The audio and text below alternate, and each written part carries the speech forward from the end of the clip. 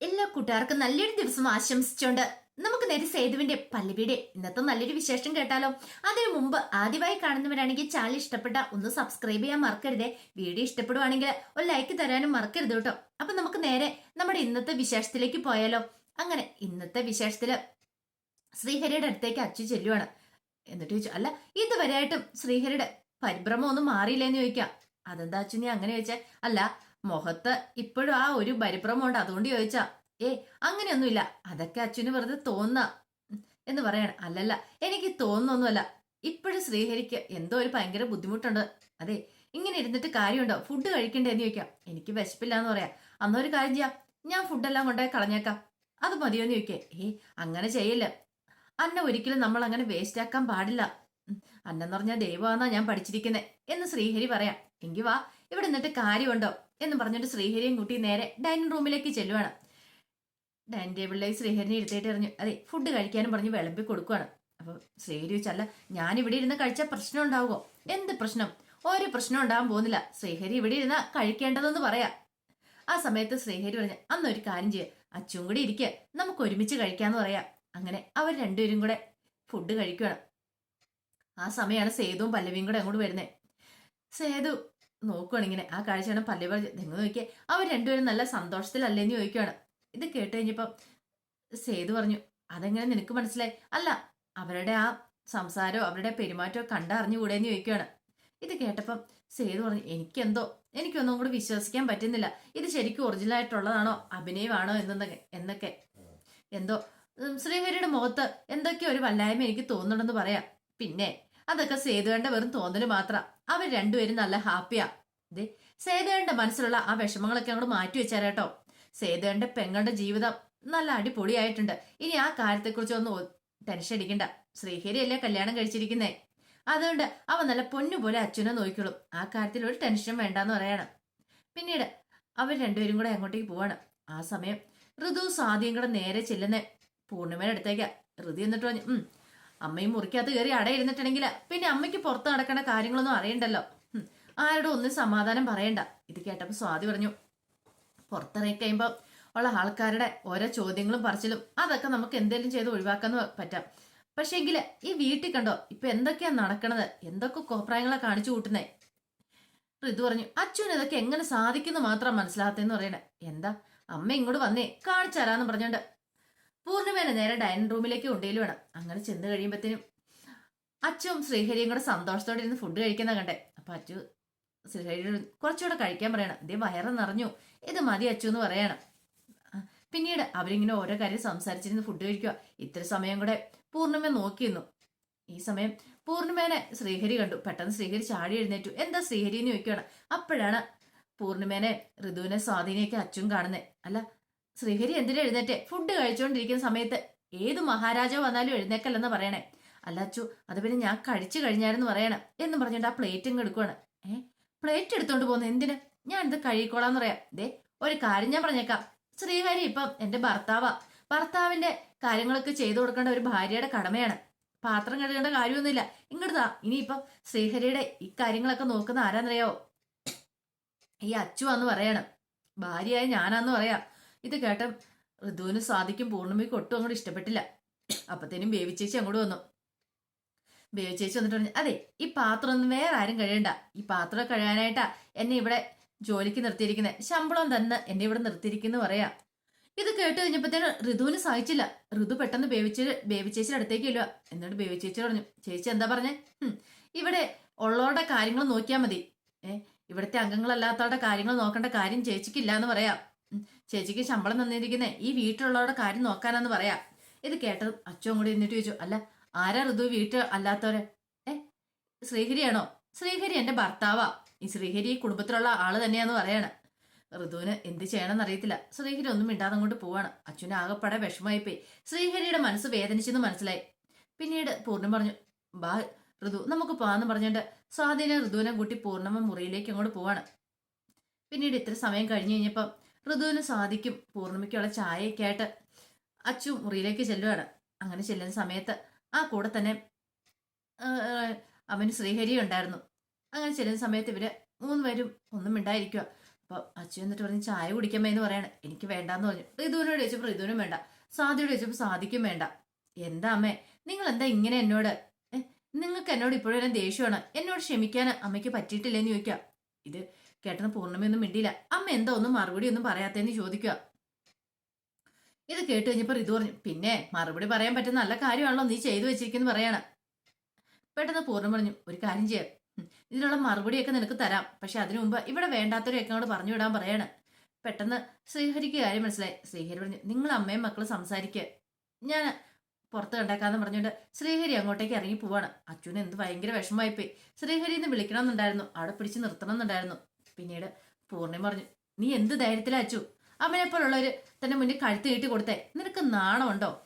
അവനാണെങ്കിൽ ഊരും പേരും ഒന്നും അറിയത്തില്ല. അതിനേക്കാൾ ഉപരി വെറും ഒരു ഓട്ടോക്കാരൻ. ഒരു ഓട്ടോക്കാരന്റെ കൂടെ ജീവിക്കാനാണെങ്കിൽ നീ ഇത്രയും പഠിപ്പിച്ച് ഇത്ര ഈ നിലയിൽ എത്തിക്കേണ്ട കാര്യം എനിക്കോ മാധവേണ്ണോ ഉണ്ടായിരുന്നോ എന്ന് ചോദിക്കുക. അതോടൊപ്പം തന്നെ അവൻ ആരാ എന്താണെന്നറിയാവോ? ഒന്നുമില്ലാത്തവനല്ലേ അവന്. അവനെ പോലുള്ള ഒരുത്തന്റെ കൂടെ നിനക്ക് എങ്ങനെ ജീവിക്കാൻ പറ്റുമെന്ന് ചോദിക്കുക. ഇത് കേട്ട് കഴിഞ്ഞപ്പം അച്ചുവിന് നല്ല സങ്കടവും ദേഷ്യമൊക്കെ വന്നു. പിന്നീട് പൂർണ്ണം പറഞ്ഞു, അവന് തറവാട് മഹിമയുണ്ടോ? അവന് തറവാട് ഏതാ, കുടുംബം ഏതാ, എന്തെങ്കിലും അറിയാമെന്ന് ചോദിക്കുക.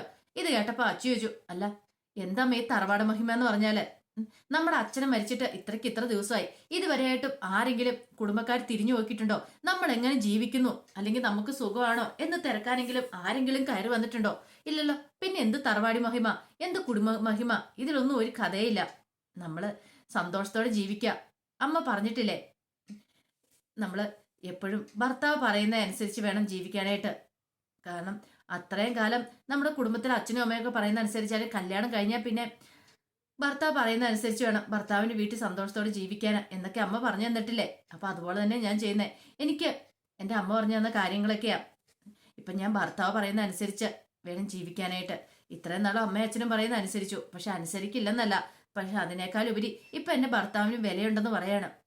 അത് പൂർണ്ണിമ കേട്ട് കഴിഞ്ഞപ്പത്തിന് പൂർണ്ണിമയ്ക്ക് എന്തും മറുപടി പറഞ്ഞു തരത്തില്ല. പെട്ടെന്ന് ഋതു പറഞ്ഞു, നീ കൂടുതൽ ന്യായമൊന്നും പറയണ്ട. നിനക്ക് എങ്ങനെ തോന്നിയിടി അവനെ പോലുള്ള ഒരുത്തന്റെ കൈയും പിടിച്ച് ഇങ്ങോട്ട് കയറി വരാമെന്ന് ചോദിക്കണം. ദേ നീ ഒരക്ഷരം മിണ്ടല്ല. അമ്മ സംസാരിച്ചുകൊണ്ടിരിക്കുന്ന ഇടയ്ക്ക് നീ കയറി സംസാരിച്ചാണ്ടല്ലോ. ദേ ഋതു, നീ അച്ഛന്റെ വേറൊരു മുഖം കാണും, നിന്റെ കാരണം പോയി ഞാൻ തരൂന്ന് പറയാണ്. ഇത് കേട്ടോ ഋതു സ്വാതിയൊന്നും ഞെട്ടിപ്പോയി. അച്ചു ഇങ്ങനെ പ്രതികരിക്കുന്ന ഒരിക്കലും അവരെ സ്വപ്നത്തിൽ പോലും പ്രതീക്ഷിച്ച കാര്യമായിരുന്നില്ല. ആ സമയം പൂർണ്ണിമ പറഞ്ഞു, അതെ ഋതു പറഞ്ഞതിൽ എന്താ തെറ്റിരിക്കുന്നേ? നീ എന്ത് ധൈര്യത്തിന് പുറത്ത് എങ്ങോട്ട് കയറി വന്നതെന്ന് ചോദിക്കാം. അമ്മേ ഇതിനധികം ധൈര്യത്തിന്റെ കാര്യമൊന്നുമില്ല. ശ്രീഹരി നല്ലവനാണ്, അവന് ഇനിയെങ്കിലും അമ്മ അംഗീകരിക്കുക. അമ്മ ഇപ്പൊ കണ്ണടച്ച് ഇരുട്ടാക്കാനാണ് ശ്രമിച്ചുകൊണ്ടിരിക്കുന്നത്. എനിക്കൊരു നല്ല ജീവിതം കിട്ടിയെന്നാണ് ഞാൻ പ്രതീക്ഷിച്ചുകൊണ്ടിരിക്കുന്നത്. ഇല്ല അച്ചു, അതൊക്കെ വെറും നിന്റെ തോന്നല് മാത്രമാണ്.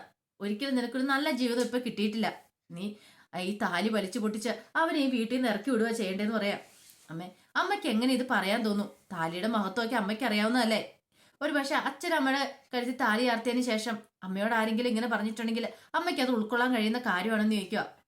ചോദിക്കുന്നതിനുള്ള വ്യക്തമായിട്ടുള്ള ഉത്തരങ്ങളാണ് അച്ചു കൊടുത്തോണ്ടിരിക്കുന്നത്. ആ സമയം ഋതു പറഞ്ഞു, അമ്മേ ഇതൊക്കെ അവളുടെ അടവ് അഭ്യാസമാ. ഒരുത്തനെ കല്യാണം കഴിച്ചിട്ട് ഓട്ടോക്കാരനാണ് പോലും. ഇതിന് പലൊരു നാണക്കേട് വേറെയില്ല. എന്നിട്ട് അവളൊന്ന് പ്രസവിക്കുന്ന കണ്ടില്ലേ? ഋതു ഒരു തവണ നിന്നോട് പറഞ്ഞു മിണ്ടരുതെന്ന്, ഇനി ഒരു അക്ഷരം മിണ്ടല്ലെന്ന് പറയാണ്.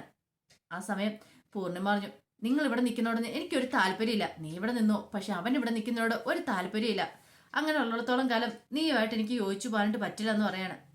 പിന്നീട് അച്ചു കൂടുതലൊന്നും പറയാൻ പോയില്ല. അച്ഛന് മനസ്സിലായി ഇനിയിപ്പൊ പറഞ്ഞു നന്നാക്കാനായിട്ട് പറ്റില്ലെന്ന്. അച്ചു ഒന്നും മിണ്ടാതെ അങ്ങോട്ട് പോവാണ്. പിന്നീട് പൂർണ്ണിമ മുറി തനിച്ചിരിക്കുന്ന സമയത്ത് പല്ലവി അങ്ങോട്ടേക്ക് വരുവാണ്. പല്ലവി എന്നിട്ട് പറഞ്ഞു, പൂർണ്ണാമേ സേതുവേട്ടൻ അങ്ങനെയൊന്നും വിചാരിച്ച് കല്യാണം അച്ഛൻ്റെ സ്നേഹയുടെ കല്യാണം നടത്തിയില്ല. സേതുവേട്ടന് മുൻകൂർ നേരത്തെ ഒരു പ്ലാനും ഇല്ലായിരുന്നു അവരുടെ രണ്ടുപേരുടെയും വിവാഹം നടത്തണമെന്ന്. സാഹചര്യം അതായിപ്പോയത്, അങ്ങനെ അങ്ങ് സംഭവിച്ചു പോയതാന്ന് പറയണേ. വേണ്ട, നീ കൂടുതൽ സേതുമാധവനെ ഇനിയിപ്പം പിന്തുണച്ചുകൊണ്ട് വരണ്ട. അവന്റെ സ്വഭാവം എനിക്ക് മനസ്സിലായെന്ന് പറയാം. അമ്മ ഉദ്ദേശിക്കുന്ന പോലെ ഒന്നും അല്ലെന്ന് പറയണം. പിന്നെ എങ്ങനെയല്ല, അവന് കൂടെ നിന്നിട്ട് ചതിക്കുക ചെയ്തേ. ഋതു സ്വാതിയൊക്കെ നേരത്തെ പറഞ്ഞെങ്കിലും ഞാൻ അതൊന്നും വിശ്വസിച്ചില്ല. അവൻ ഈ വീട്ടിലേക്ക് വന്നപ്പോ അവനൊരു മകന്റെ സ്നേഹം കൊടുത്ത് ഞാൻ അവനെ നോക്കി കണ്ടു പോന്നേ. പക്ഷെ അവന് എന്നെ അമ്മയെന്ന് വിളിച്ചിട്ട് അവൻ്റെ കൂടെ നിന്നിട്ട് എന്റെ പിന്നിൽ നിന്ന് എന്നെ കിട്ടി കുത്തുക ചെയ്തേ. ഈ ചതി എനിക്ക് പൊറുക്കാൻ പറ്റില്ലെന്ന് പറയാം. അമ്മ എന്താ പറയണേ? ശ്രീഹരി നല്ലവനാ, അവൻ എന്താ ഒരു കുഴപ്പമിരിക്കുന്നത്? അച്ഛനെ പൊന്നുപോലെ നോക്കും. ഇത് കേട്ടപ്പോ പൂർണ്ണ പറഞ്ഞു, അവനെന്താ തറവാട് മഹിമയുണ്ടോ, കുടുംബ പാരമ്പര്യം ഉണ്ടോ, അല്ലെങ്കിൽ സ്വത്തും പണം ഉണ്ടോ എന്ന് ചോദിക്കും. അമ്മ ഇതൊന്നും ഉണ്ടായിട്ട് കാര്യമില്ല. ഒന്ന് ഓർത്ത് വയ്ക്കേ, വലിയ അറേഞ്ച്ഡ് മാരേജ് ആയിരുന്നു എന്റെ ഇന്ദ്രന്റെയും തമ്മില്. എന്നിട്ടോ ആദ്യ രാത്രി തന്നെ ആ വീട്ടിൽ നിന്ന് ഇറങ്ങേണ്ടി വന്നു. പണത്തിന് പണം, പ്രതാപത്തിന് പ്രതാപം, അവന് വിദ്യാഭ്യാസം എല്ലാം ഉണ്ടായിരുന്നു. പക്ഷെ എന്താ, ജീവിതം നടന്നില്ല. കാരണം എന്താ, അവന്റെ സ്വഭാവം ശരിയല്ലായിരുന്നു. എന്തൊക്കെ ഉണ്ടെന്ന് പറഞ്ഞാലും സ്വഭാവം ശരിയല്ലെങ്കിൽ പിന്നെ പറഞ്ഞിട്ട് കാര്യമില്ല. അച്ഛനും ഞങ്ങളും സംബന്ധിക്കുന്നോളം നല്ലൊരു ജീവിതം തന്നെ കിട്ടിയിരിക്കുന്നു ശ്രീഹരി. അമ്മ അത് അംഗീകരിക്കണം.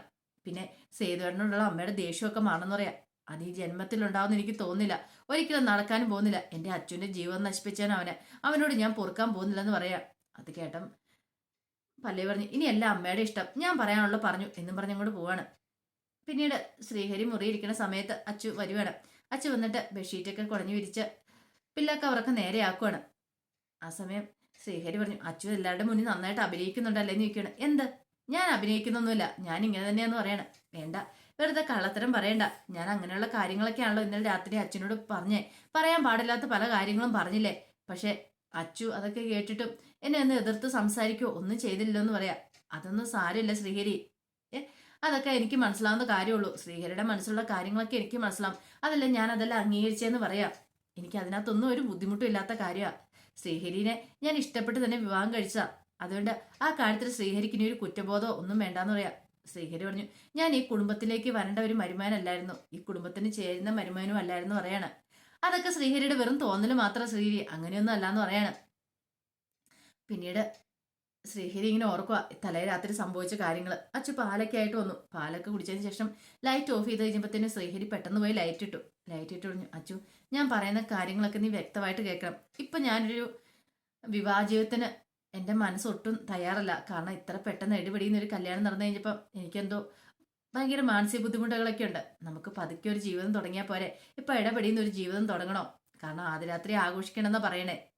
പെട്ടെന്ന് അങ്ങനെയൊന്നും വേണ്ട. കാരണം എല്ലാവരുടെ എതിർപ്പുകൾ അവഗണിച്ച് എനിക്കിപ്പം അച്ചുവായിട്ടുള്ള ഒരു വിവാഹ ജീവിതത്തിന് തയ്യാറല്ല എൻ്റെ മനസ്സ്. അതൊക്കെ എങ്ങനെ അച്ഛനോട് പറയാം. എല്ലാം കേട്ട് കഴിഞ്ഞപ്പോഴത്തേനും അച്ചു പറഞ്ഞു, ഹരി പറയുന്നോളെ തന്നെ ചെയ്യാം. എത്ര നാൾ വേണം ഞാൻ കാത്തിരുന്നോളാം, എനിക്ക് കുഴപ്പമൊന്നുമില്ല. അങ്ങനെയൊക്കെ അച്ചുവും പറയുന്നുണ്ട്. അതൊക്കെയാണ് രാത്രിയിൽ സംഭവിച്ച കാര്യങ്ങൾ. ഇതൊക്കെ ഓർത്ത് കഴിഞ്ഞപ്പോഴത്തേനും ശ്രീഹരി പറഞ്ഞു, ഒന്നും വേണ്ടിയിരുന്നില്ല അച്ഛനിപ്പോ തോന്നില്ലെന്ന് ചോദിക്കുക. എന്ത്, ഒരിക്കലും അങ്ങനെ തോന്നുന്നില്ല. കാരണം എനിക്ക് ശ്രീഹരിനെ അറിയാം, ശ്രീഹരിയുടെ നല്ല മനസ്സറിയാന്ന് പറയാണ്. അപ്പൊ അതിന്റെ വിശേഷങ്ങളൊക്കെയാണ് കണ്ടത്. ഇതിന്റെ ബാക്കി വിശേഷങ്ങളുമായിട്ട് വൈകുന്നേരത്തെ പ്രമോയി വരാട്ടോ. ഒരിക്കൽ കൂടി എല്ലാവർക്കും നല്ലൊരു ദിവസം ആശംസിച്ചു നിർത്തുന്നു. നന്ദി.